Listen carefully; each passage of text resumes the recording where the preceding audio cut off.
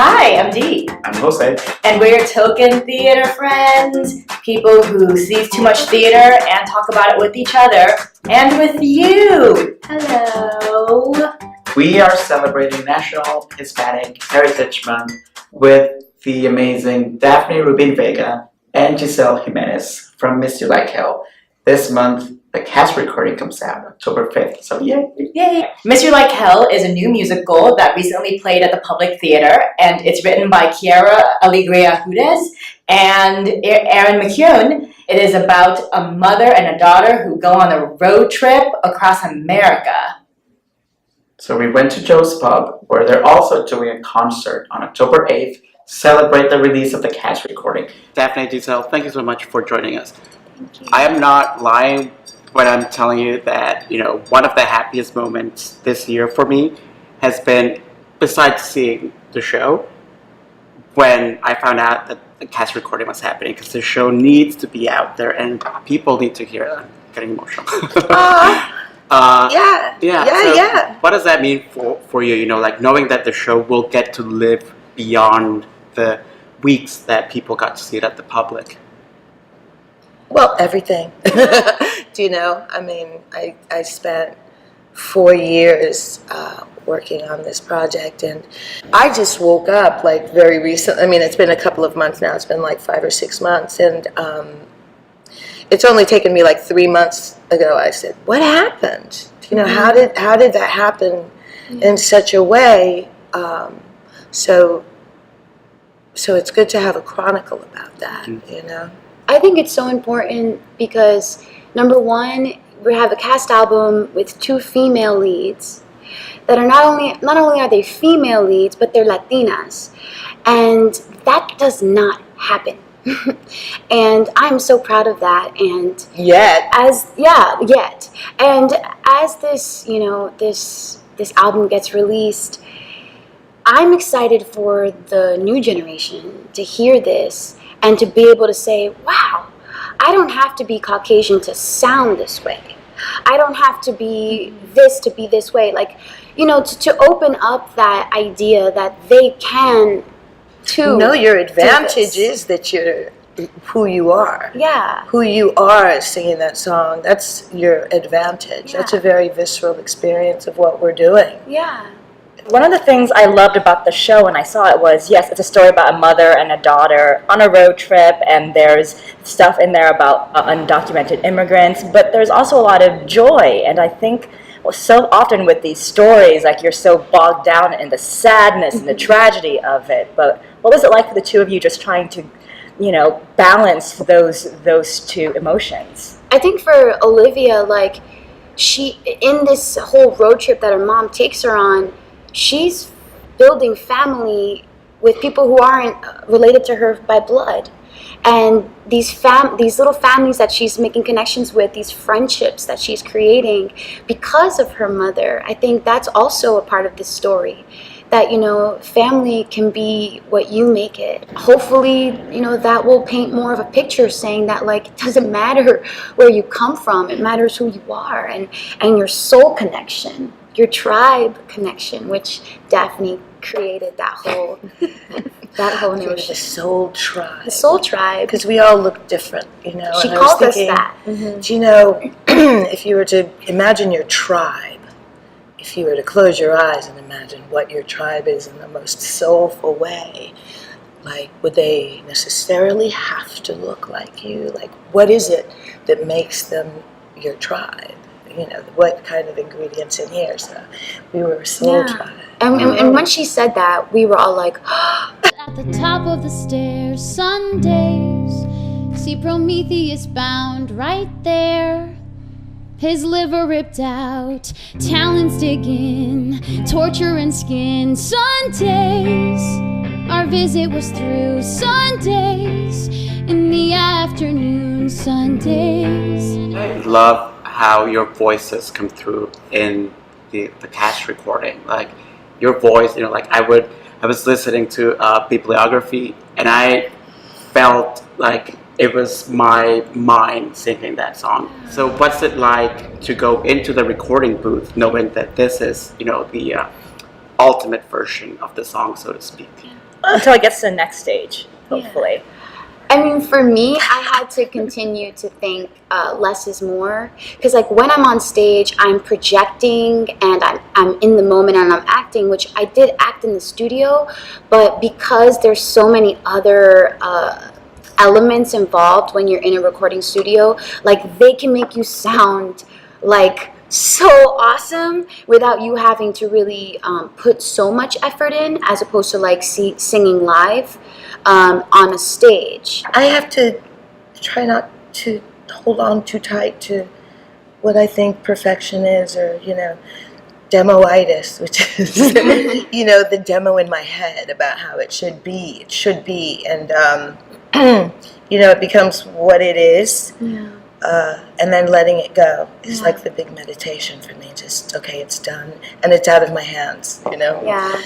The album is the best gift, because not only do we get to, like, let it go, but it gets to, be in your ears, and the people who never got to hear it get to hear it. Yeah. And get to, like, really It's a little enjoy bird. it. And own it. Like, own it. Take it to your pueblo, take it to your town, and, like, make it happen. Pon fuego.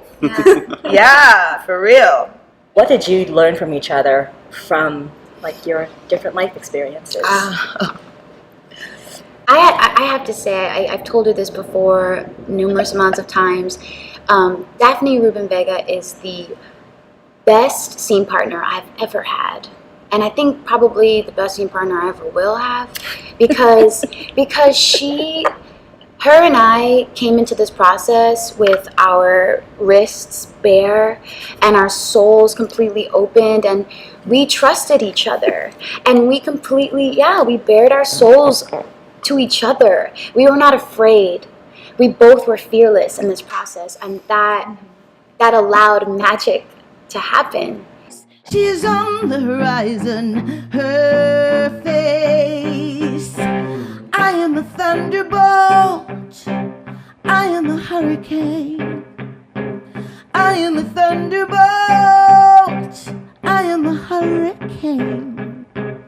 For many people, I'm thinking about my nieces, for instance. This is probably going to be the first time that they listen to Latinas singing, on a musical, like, leading a musical. Can you talk about the first time that you saw or heard yourselves represented in the larger media? As far as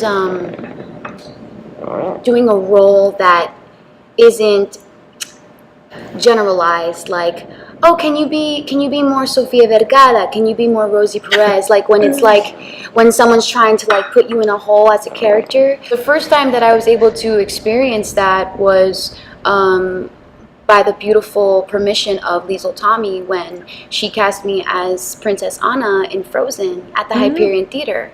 And never in the history of Disney have they ever allowed somebody of color to play a cartoon.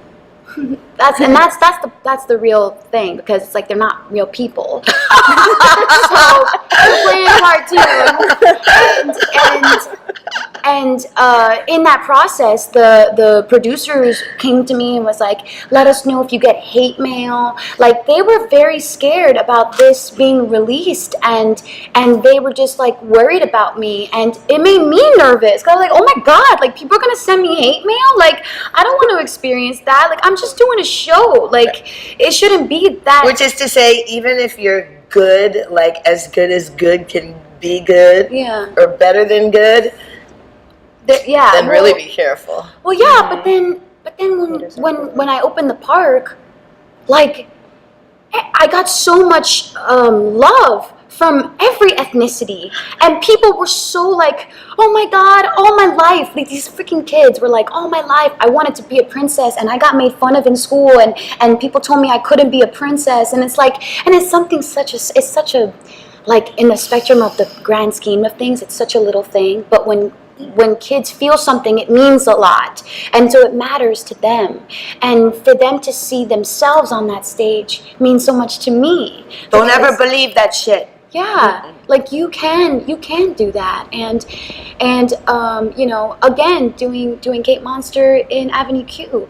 That show Off Broadway has been on for 15 years, and they've never had an ethnic Cape Monster cast in the role. She's a puppet. I'm the first. But she's a puppet. She's a puppet. She was like made through like yarn and stuff. Like it's not a human. And Is your yarn different? I bet your my yarn got is... swag. Daphne, you're an immigrant, and Gizel, are you? I was born in America. Oh, My mother and father were born in Cuba. Right. So but we both have like that duality We do. of existence, Yeah. where at home you're one thing, and outside to the rest of the world you're something else. Yes. And so in doing And isn't there an otherness in both places? exactly Right. There's an otherness in both places because, like, when you go back to where your parents came from, it's like you're a gringa, or whatever. But Well, leave it to society to try to fit you in some kind of like this is the title that you belong in. It's like, but life isn't black and white. So why do I have to be in that little tiny crevice? I like to think of the cast recording. Every time I listen to it, I like to think of it as a tamal. oh god, I was just thinking of that. Unwrap it, and I kind of know what I'm gonna find, but there's always like a little extra kick. And can you talk about what makes the perfect tamal? Wow, I've made tamales like maybe once or twice in my life. Every time. We never actually made the tamales. We always threatened to, but we were too busy making a show to make tamales, like for the real. I like capers y aceituna. Like aceituna con pimento y un poco de caper. I like the banana leaf. Sorry, corn leaf. Gotta be banana. Yeah. Hoja de banana, de plátano, the big ones. And also, like, well, you know how I had a thing that just bothered me about the tamale because in the show, like, they had us like, oh my god, it like was just Go-Gurt, and that is not the way That's you eat a because tamale. you didn't want to eat a real tamale because you have lactose intolerance. Well, I know, no. It's because the ones that they make here are spicy, and what I was saying was that for singing, it doesn't make sense to eat spicy because you can get the reflux, and then you can burn your Ay, throat. que diva. You know what I mean? like back in the Come on, let's go. all kinds of conditions. I'm just sensitive, that's all. I'm aware. Wow, Trader Joe's. But anyway, you my need to thought have was like Jeezy's. My whole thing was like, all Tamales. right, let's open the leaf, get a fork, like let's eat it the way that people eat it. But anyway, that was my song was thing. almost cut from the show. That because precious of my because my she injury. just couldn't stop with the fucking tamales. I was like, why are we squeezing these things? This is not how you eat it. Like it was just boggling my mind. If somebody's like, wow, eso no es auténtico Latino, then something else is really wrong. Daphne, Gizel, thank you so much for joining us. Miss You Like Hell is out on streaming and digital on October 5th, and I'm crossing my fingers that it's going to be back on some stage, either on Broadway or anywhere over the world very soon. If you could have dinner with one of these people, Daphne Rubin-Vega, Chita Rivera, or Rita Moreno, who would you pick? Just one? Just one. Let's do breakfast with Daphne, lunch with Rita, and dinner with Cheetah. How's that? Yeah. Or drink with Cheetah. Oh my god, all the drinks. All the drinks. How about you? Who's your favorite Latina entertainment? Rita Moreno. Even though she did play an Asian once in The King and I, but you know what? I forgive her. And speaking of which, I'm just throwing out into the universe all my good wishes because I really want Gizel Jimenez to be cast as Maria in the new West Side Story. Yeah. And if it doesn't happen, cast her in another West Side Story or like in a different cast Daphne and Gizel in other things. Or just have them do shows for you as themselves. All the time. All the time. I just thought they're very, very funny. And that is it for our show. Thank you for watching. Please subscribe to us on YouTube if you like these videos and want to see more of them, or if you have thoughts on what we should do and who we should talk to, then leave a comment. But please be nice about it because we're nice to you and our guest. And you shouldn't be mean to theater people.